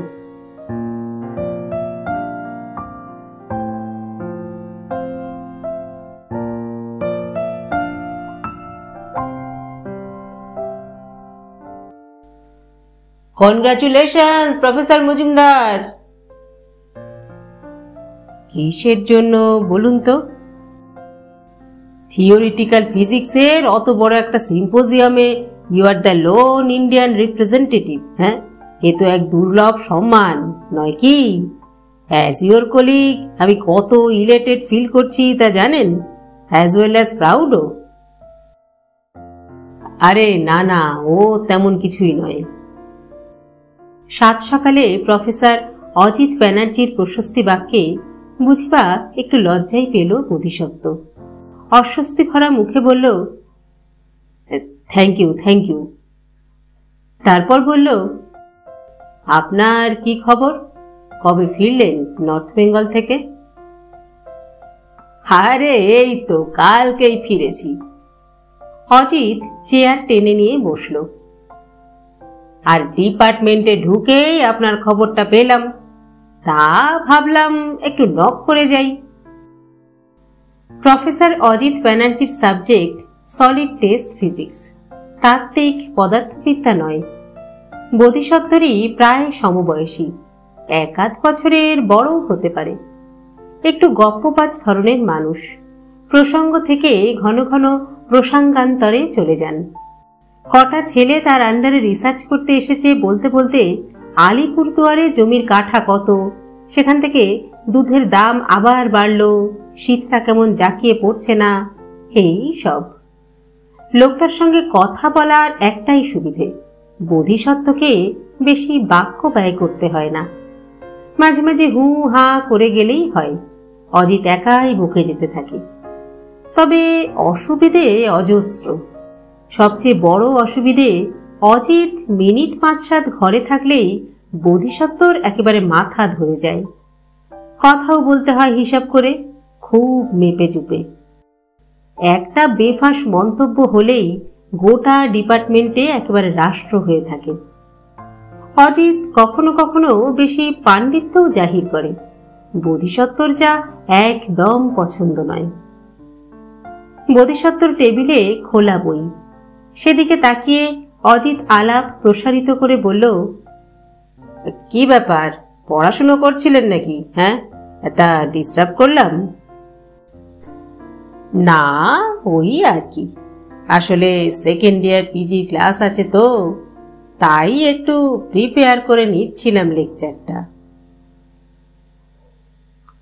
আপনি সত্যি পারেনও বটে। বলি, কাদের জন্য এত খাটেন? হ্যাঁ, ছেলে মেয়েরা আজকাল আর নলেজ চায় না, বুঝলেন professor Majumdar. They are only interested in examination oriented পড়াশুনো। চেয়ারের কাঁধে হাত ছড়িয়ে দিল অজিত। বলল, এই তো নর্থ বেঙ্গল ইউনিভার্সিটিতে পরীক্ষা নিয়ে এলাম, তা দেখলাম তো ছেলে মেয়েগুলোকে বেসিক পর্যন্ত জানে না। স্পেকট্রাম লাইনের সিম্পল সব প্রশ্ন করছি, আর সব ভ্যাবা গঙ্গারামের মতো মুখ করে দাঁড়িয়ে আছে, ভাবতে পারেন? বোধিসত্ত্ব চাপা বিরক্তি অনুভব করল। অজিতের এই হামবড়া ভাবটা একেবারেই অসহ্য। পরীক্ষার সময় অজিত কিভাবে নাকাল করে ছেলে মেয়েদের তা পুরো দস্তুর জানা আছে বোধিসত্ত্বর। এখানে বিভাগীয় প্রধান হয় পালা করে। বছর 3 আগে বোধিসত্ত্ব ওই পদে ছিল। সেবার দেখেছে অজিতের সেট করা পেপার হাতে নিয়ে স্টুডেন্টদের সে কি নাজেহাল দশা। একটা মেয়ে তো পরীক্ষার হলেই অজ্ঞান হয়ে গেল। বাধ্য হয়ে সেই পেপারে সেবার জেনারেল গ্রেস দিতে হয়েছিল।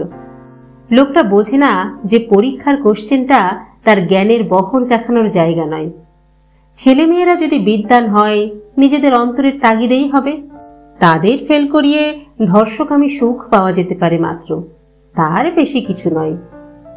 অসন্তোষ চেপে বোধিসত্ত্ব বলল, আসলে ক্লাস নেওয়ার আগে পড়াশুনোটা আমি নিজের জন্যই করি প্রফেসর ব্যানার্জি। নিজেকে পুরোপুরি তৈরি না করে ক্লাসে ঢুকলে আমার খুব আনইজি লাগে, মনে হয় যেন ছেলে মেয়েদের ঠকাচ্ছি।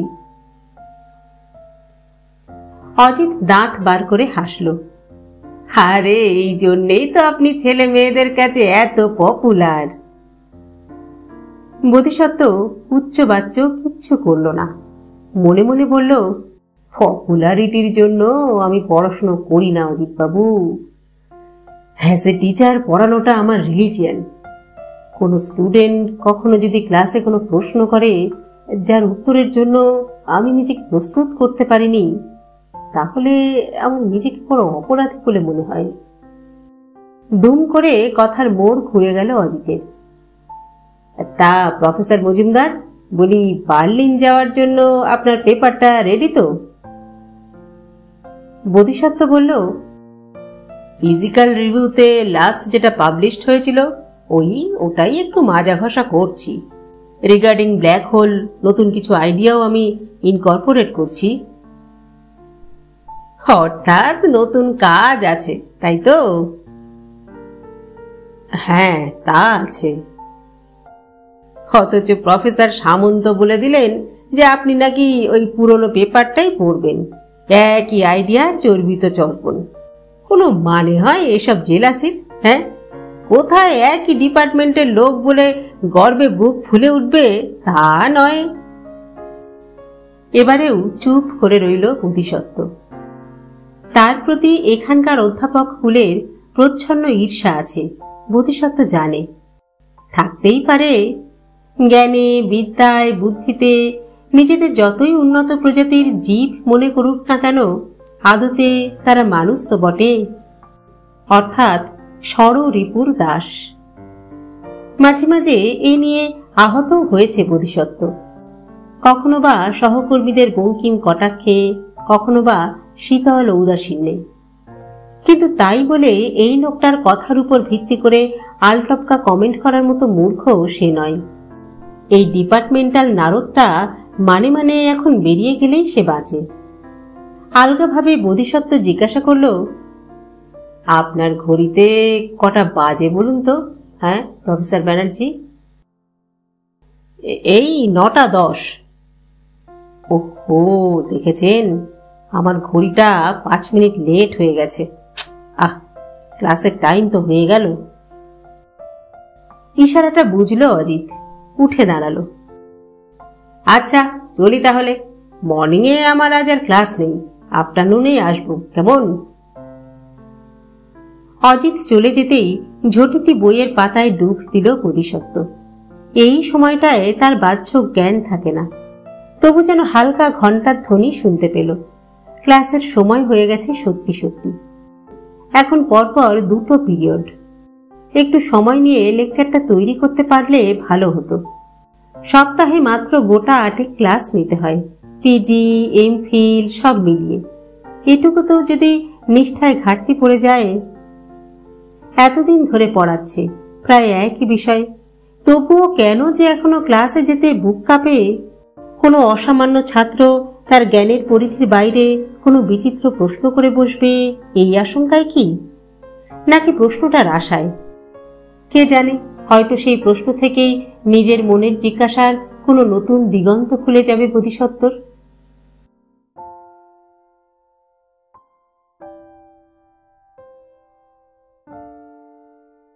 আজকের পড়ানোর বিষয় ভাবতে ভাবতেই বোধিসত্ত্ব অন্যমনস্কভাবে চেয়ার ছাড়ল।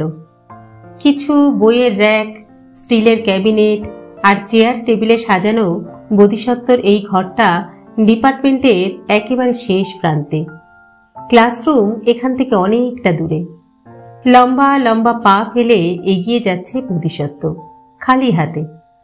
সে কখনো রোল কলের রেজিস্টার নেয়, আসো না আসো পেয়ে যাবে। ক্লাসে ঢুকেই অন্যমনস্ক ভাবটা কেটে গেল বোধিসত্ত্বর। আজ ছেলে মেয়েদের উপস্থিতি বেশ ভালোই, 40-42 জন আছে। দেখে বোধিসত্ত্ব বেশ সতেজ সপ্রাণ বোধ করল। ভরাট কণ্ঠস্বরে শুরু করেছে বক্তৃতা। বোর্ডের পাশে চক ডাস্টার রাখা আছে, লিখছে, মুছছে জটিল সব সমীকরণ। মিনিট 15 পর থেমে গেল।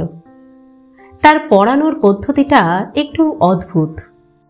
শুরুতে কিছুটা ধরিয়ে দিয়ে ছাত্রছাত্রীদের পাশে চেয়ার টেনে এনে বসে পড়ে।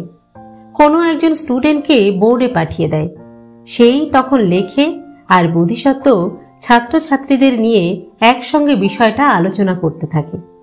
টুকরো টুকরো ভাবে বোঝায় কিছু, হঠাৎ হঠাৎ উঠে যায় বোর্ডে। আবার হয়তো কখনো বলে টানা 10 মিনিট 15 মিনিট। আজও একইভাবে ক্লাস এগোচ্ছিল। বোর্ডে চিরশ্রী, সামনের সারির জয়দীপ আর ভেঙ্কটরমণের মাঝখানে বোধিসত্ত্ব। কথার ফাঁকে হঠাৎই বোধিসত্ত্বর নজর গেল দইতায়। 4th রোতে বসে একদম ফাঁকা চোখে তাকিয়ে আছে মেয়েটা। বুঝছে না কিছু। লাস্ট দিন ক্লাসে অ্যাবসেন্ট ছিল। লাইব্রেরি থেকে বেরোনোর সময়ও কদিন দেখা হয়নি। হয়েছেটা কি? এমনিতে তো মেয়েটা ক্লাসে বেশ জন্মনেই থাকে। বোধিসত্ত্ব স্বভাবগতভাবে তেমন কৌতূহলী নয়, অন্তত ছাত্রছাত্রীদের বিষয়ে তো নয়ই। তবু আজ প্রশ্ন করে ফেলল, হোয়াটস রং দইতা? কিছু শুনছ না বলে মনে হচ্ছে। দইতা নড়ে উঠল। কি হয়েছে তোমার? Feeling uneasy? না স্যার। দইতা অস্পষ্ট স্বরে বলল। No, something is wrong. তুমি কি বুঝতে পারছো না? দইতা আবছা ভাবে ঘাড় নাড়ল। আচ্ছা বলো তো, how the strangeness of conserved in the event of decay process? Doita উঠে দাঁড়ালো, মাথা নিচু করে দাঁড়িয়েই আছে। বোধিসত্ত্বর কপালে ভাঁজ পড়ল। কি হলো, চুপ করে আছো কেন, বলো। দইতার ঘাড় আরো ঝুঁকে গেল, দাঁতে ঠোঁট কামড়েছে। তুমি কিন্তু ক্লাসে মনোযোগী হচ্ছ না দইতা, ইটস নট ফেয়ার। বোধিসত্ত্বর স্বর অপ্রসন্ন। বসো। ঝুপ করে বসে পড়ল দইতা, কিন্তু অবনত মস্তক সোজা হলো না। বোধিসত্ত্ব আবার লেকচার শুরু করল। পড়াতে পড়াতে আরো কয়েকবার চোখ পড়ল দইতার দিকে। একইভাবে বসে আছে মেয়েটা, কাঠ হয়ে, সামান্যতম নড়াচড়া পর্যন্ত করছে না। প্রায় 2 ঘন্টার ক্লাস। 1.5 ঘন্টা পর থেকেই অল্প অল্প ক্লান্ত বোধ করছিল বোধিসত্ত্ব। বয়সের জন্যই কি? বোধিসত্ত্বর সেরকমই মনে হলো। আজকাল এরকম হচ্ছে মাঝে মাঝে। ক্লাস ছেড়ে বেরোনোর সময়ও দইতা একইভাবে বসে আছে দেখে বোধিসত্ত্বর বেশ একটু খারাপই লাগলো। সে কি একটু বেশি রূঢ় হয়ে পড়েছিল মেয়েটার উপর? ক্লাসে অমনোযোগী ছাত্রছাত্রীরা তাকে পীড়িত করে, কিন্তু সে তো কখনো মেজাজ হারায় না। এও কি তবে বয়সের দোষ? কি ভেবে ক্লাসরুমের দরজায় গিয়েও ঘুরে দাঁড়ালো বোধিসত্ত্ব। ডাকল, দইতা। হ্যাঁ স্যার। দইতা ধর্মড়িয়ে উঠে দাঁড়ালো। তুমি একবার আমার রুমে এসো তো। কেন স্যার? এসো, যা বলছি শোনো। রুমে ফিরে বোধিসত্ত্ব দেখল শামীম বসে আছে তার প্রতীক্ষায়। শামীম আহমেদ, বাংলাদেশের ছেলে, ঢাকা বিশ্ববিদ্যালয়ের পিএইচডি, বরিশালের ব্রজমোহন কলেজে পড়ায়। বয়স বছর 32। এখানে বোধিসত্ত্বর তত্ত্বাবধানে পোস্ট ডক্টরাল রিসার্চ করছে। ভারী মেধাবী ছেলে, অসম্ভব জ্ঞান স্পৃহা। মাত্র 7 মাসে বোধিসত্ত্বকে মুগ্ধ করে দিয়েছে শামীম। কাজ নিয়ে কথা শুরু হয়ে গেল। কাল ও মহাশূন্য নিয়ে নিজস্ব কিছু চিন্তাভাবনা আছে শামীমের। যুক্তি দিয়ে বোঝাচ্ছে বোধিসত্ত্বকে। কয়েকটা ছোট ছোট গণনাও করে দেখালো। কয়েকদিন ধরে চলছে আলোচনাটা। বোধিসত্ত্ব মোটামুটি সন্তুষ্টই। বলল, তোমার যা কাজ হয়েছে তাতেই তো স্বচ্ছন্দে একটা পেপার হয়ে যায়। হ্যাঁ, তা হয়। নিচু স্বরে বলল শামীম। সে কখনো গলা ওঠায় না। বলল, সত্যি বলতে কি স্যার, পেপার আমি একটা করেও ফেলেছি। যদি বলেন তো সোমবার আপনাকে মোটামুটি রাইট আপটা একবার দেখিয়ে যেতে পারি। Very good. লেট না করাই ভালো। ইচ্ছে আছে sir, American journal of theoretical ফিজিক্সে আমি ওটা পাঠাবো। বাহ, পাঠাও। আমি ফরওয়ার্ডিং নোটস দিয়ে দেব, কেমন? But one thing, this will be your paper. কিন্তু স্যার। শামীম একটু চুপ করে থেকে বলল, আমি যে ভেবেছিলাম পেপারটা আপনার আর আমার জয়েন্ট নামে পাবলিশ করব। কেন? এ ব্যাপারে আমি তো কোনো কাজ করিনি। You have done it alone. আপনার নাম থাকলে স্যার ব্যাপারটার ওয়েট বাড়বে। দরজায় কেউ নক করছে। আসতে পারি স্যার? কে? আমি, দইতা। মুহূর্তের জন্য নামটা মাথায় ঢুকলো না বোধিসত্ত্বর। পর মুহূর্তেই মনে পড়েছে। ডাকলো, ও হ্যাঁ, এসো, ভেতরে এসো। দইতা ঘরে ঢুকে যেন একটু জড়সড়। বোধিসত্ত্ব বলল, 1 সেকেন্ড, আগে শামীমকে ছেড়ে দিই, কেমন? তোমার লাঞ্চের দেরি হয়ে যাবে না তো? ঢকঢক করে দুদিকে মাথা নাড়ল দইতা। আফটারনুনে তোমার ক্লাস কটায়? 2টোয় স্যার। তাহলে তো সময় আছে। বলেই বোধিসত্ত্ব আবার শামীমের দিকে ফিরেছে। হ্যাঁ, যা বলছিলাম শোনো, তোমার কাজ তোমার নামেই বেরোবে, এটাই কাম্য, বুঝেছ? সেখানে আমার নামের লেজুর যোগ করলে তোমার মর্যাদা কিছু বাড়বে না। সেকেন্ডলি, আমি যে কাজ করি না সেখানে আমি কোনোভাবে নিজের নাম যোগ করতে দিই না। এটা অবশ্য খুবই চালু প্রথা। গাইডের নাম রিসার্চ স্কলারের পেপারের শোভা বৃদ্ধি করে এবং তোমাদের গবেষণার সুবাদেই আমাদের পেপারের সংখ্যাটাও বাড়ে। কিন্তু আমি বাজার চলতি এই রক্তচোষা সিস্টেমটা ঘোরতর অপছন্দ করি। তোমার ক্রেডিটটা তোমারই থাকলে আমার বরং বেশি ভালো লাগবে।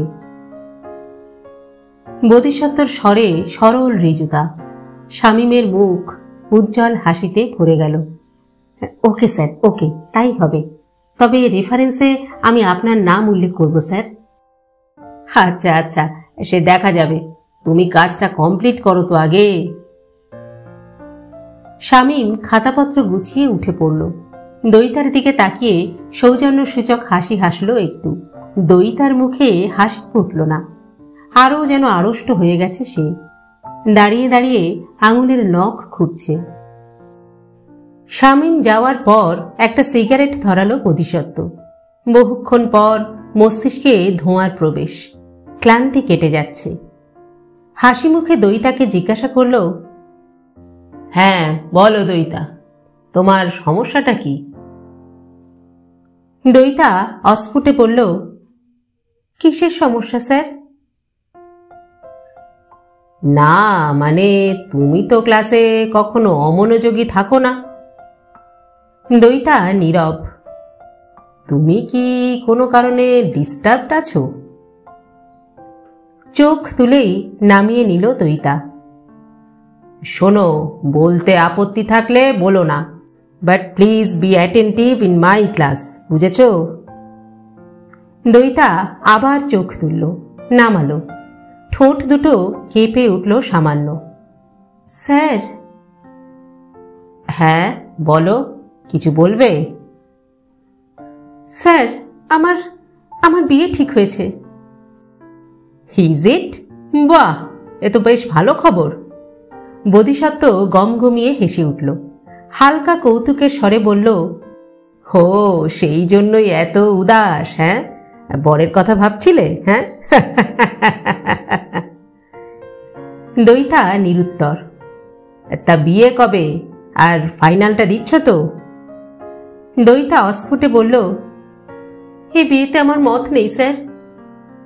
ও তাই বুঝি? বোধিসত্ত্ব থমকে গেল। ঘাড় দোলালো বুঝতারের মতো। তা সেই জন্যই টেনশনে আছো? দইতার চোখের ওঠা পড়াটা ঘটল আবার। উত্তর নেই। তা কি করে ছেলে? আর তোমার অপছন্দ কেন? এবারও কোনো সাড়া শব্দ নেই। ওকে ওকে। বোধিসত্ত্ব আলগা গলা বাড়ালো। বাড়ির লোকেরা কি জোর করছে? শোনো, অপছন্দ হলে তাদের জানিয়ে দাও, করো না বিয়ে। কিন্তু কিন্তু আমি যে। এতক্ষণে দইতার স্বর শোনা গেল, আমি যে মদ দিয়ে ফেলেছি স্যার। এবার বোধিসত্ত্বই ভ্যাবাচাকা খেয়ে গেল। মেয়েটা কি চায়? একবার বলে মত নেই, একবার বলে রাজি হয়ে গেছি। স্ট্রেঞ্জ। না, মেয়েদের নিয়ে কোনো সমীকরণ গড়া সম্ভব নয়। এতগুলো আননোন ফ্যাক্টর মেয়েদের মনে কাজ করে। এই তো রাখিও, ছেলে এলে একদিকে কি উল্লসিত, আবার কেমন যেন সিটিয়েও থাকে। এই প্রথম বিদেশ যাবে বলে সে কি আদৌ উৎসাহী না নিরুৎসুক, তাই কি বোঝা গেছে? না, মেয়েটাকে ডেকে পাঠানোই ভুল হয়েছে। বোধিসত্ত্ব নিস্পৃহ স্বরে বলল, তাহলে আর কি, চোখ কান বুজে করেই ফেলো। সহসা বিস্ফোরণ ঘটল যেন। দইতা ফুঁপিয়ে কেঁদে উঠল। আমি পারবো না স্যার, আমি পারবো না, আমি কিছুতেই পারবো না। কেন? বিয়ে করতে না পারার কি আছে? আর পড়াশুনোর কথায় যদি ভাবো, তাহলে বিয়ের পরেও তো তা কন্টিনিউ করতে পারো। দুদিকে অস্থিরভাবে মাথা ঝাঁকাচ্ছে দইতা। অঝরে জল গড়াচ্ছে দু গাল বেয়ে। বোধিসত্ত্ব বিচলিত বোধ করল। এত কাঁদে কেন মেয়েটা? বোধিসত্ত্ব কি মেয়েটার মনের কোনো স্পর্শকাতর জায়গায় আঘাত করে ফেলল? অপরাধী অপরাধী মুখে উঠে এলো বোধিসত্ত্ব। আলগা হাত রাখল মেয়েটার পিঠে। আহা, শান্ত হও, শান্ত হও। আমি কি তোমাকে কোনোভাবে হার্ট করেছি দইতা? করেছেনই তো। দইতার স্বর মুহূর্তে বদলে গেল। সজল চোখে স্ফুলিঙ্গ জ্বলে উঠেছে। আপনি কি কিছুই বুঝতে পারেন না? না তো, কি? আপনি দায়ী, বুঝলেন? আপনি, আপনার জন্যই আমি। ছিটকে সরে গেল বোধিসত্ত্ব, যেন বিদ্যুৎ স্পৃষ্ট হয়েছে। দইতার দিকে আবার তাকাতেই কেঁপে উঠেছে আমূল। এ কি দৃষ্টি জলে মেয়েটার চোখে? পাগল নাকি? বলে কি মেয়েটা? গম্ভীর স্বরে বোধিসত্ত্ব বলল, যাও, হোস্টেলে চলে যাও। চকিতে মুখ ঘুরিয়ে নিয়েছে দইতা। 1 সেকেন্ড স্থির থেকে স্বচ্ছ সবুজ ওড়নায় চোখ মুছে নিল। পায়ে পায়ে দরজায় গিয়ে দাঁড়ালো ক্ষণিক। আবছায়া মাখা গলায় বলল, সরি স্যার, তবে আমি কিন্তু মিথ্যে বলিনি। যাও। বোধিসত্ত্ব প্রায় চেঁচিয়েই ফেলল। দইতার নিষ্ক্রমণের প্রায় সঙ্গে সঙ্গে ধপ করে চেয়ারে বসে পড়েছে বোধিসত্ত্ব। টেবিলে কনুইয়ের ভর, টিপছে কপাল, মাথা নিচু। অযাচিত এক আলোড়ন যাচ্ছে বুকে, যেন ভূতলের অনেক গভীরে নড়ে চড়ে উঠছে কিছু। গোপন কন্দর বেয়ে তারই রেশ এসে পৌঁছচ্ছে ওপরে। কেন এমন হচ্ছে? পৌরহত্যের দ্বার প্রান্তে এসে এই ধরনের আবেগ কি বোধিসত্ত্বকে শোভা পায়? দইতা একটা অল্প বয়সী মেয়ে, ঝোঁকের মাথায় কি বলতে কি প্রলাপ বুকে ফেলেছে। বোধিসত্ত্ব কোষে ধমকালো নিজেকে। গোটা পরিস্থিতিটাকেই যুক্তির নিগড়ে বাঁধতে চাইল। অনেক মেয়েরই কি বাবার প্রতি অন্ধ ভালোবাসা থাকে না? Electra complex? হয়তো দইতার এটাই সেই ধরনের কোনো অনুভূতি। তাই হবে, অন্য কিছু হওয়া সম্ভবই নয়। মেয়েটাকে সেও তো কখনো আলাদা চোখে দেখেনি। দইতা তো তার কন্যা সমাই নয় কি? ওই বয়সের মেয়েদের আবেগ নাকি লাগাম ছাড়া, এমনই কি একটা যেন বলছিল না রাখি? আবেগ কি খুব ছোঁয়াচে? বোধিসত্ত্ব আপ্লুত হয়ে পড়ছে কেন?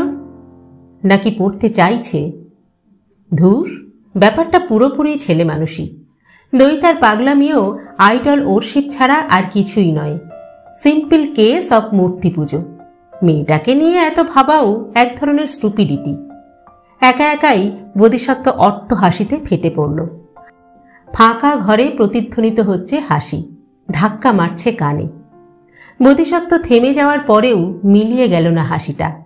পাক খেয়ে খেয়ে ঘুরতে লাগলো, ঘুরতেই লাগলো।